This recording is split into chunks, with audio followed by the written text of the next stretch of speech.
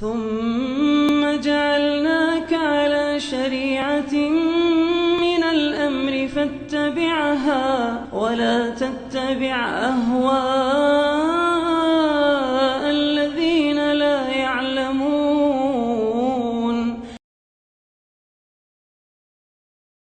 Baik, berikutnya kita beralih ke pertanyaan yang sudah masuk via WhatsApp. Ustadz, dalam surah Al-Baqarah, Allah Subhanahu wa taala berfirman, "Wasta'inu bis-sabri was-shalah." Kenapa sabar didahulukan dibanding salat? Ulama berselisih pendapat tentang keislaman seseorang yang tidak salat dengan sengaja. Tetapi ulama tidak berselisih pendapat tentang keislaman seseorang yang tidak sabar. Tapi kenapa Allah letakkan sabar di awal ayat itu, Ustaz? Mohon penjelasannya. Sabar itu memiliki kandungan-kandungan yang luas. Cakupannya, sholat itu bagian dari kesabaran.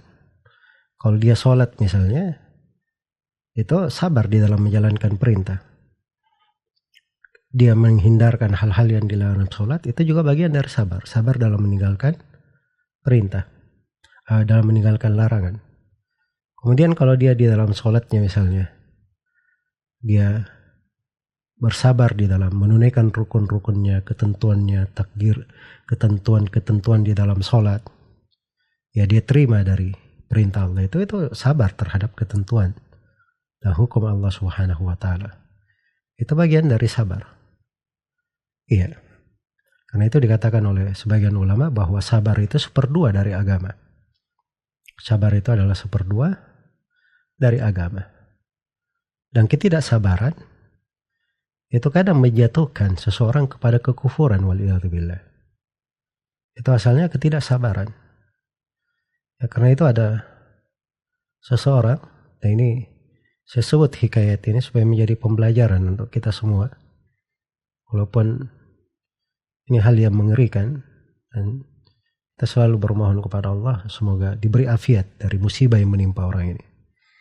Itu disebut oleh Ibnu Katsir rahimahullah dan selainnya, seorang yang hafal Quran, dia pernah melakukan peperangan di sebagian wilayah, dan dia tidak sabar dengan yang di seberang benteng di tempat musuh ada seorang perempuan cantik yang dia sangat tertarik kepadanya, dan perempuan ini ingin untuk dinikahi, tapi dengan syarat orang tersebut murtad dan masuk ke dalam agama Nasara.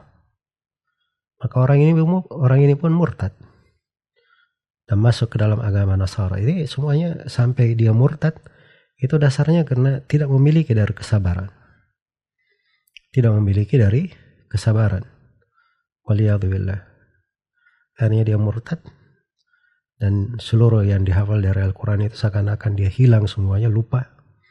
Kecuali satu ayat tentang orang kafir. Waddu law annahum kanu muslimin. Mereka berharap, andai kata rubbama yawaddu alladhina kafaru law annahum kanu muslimin.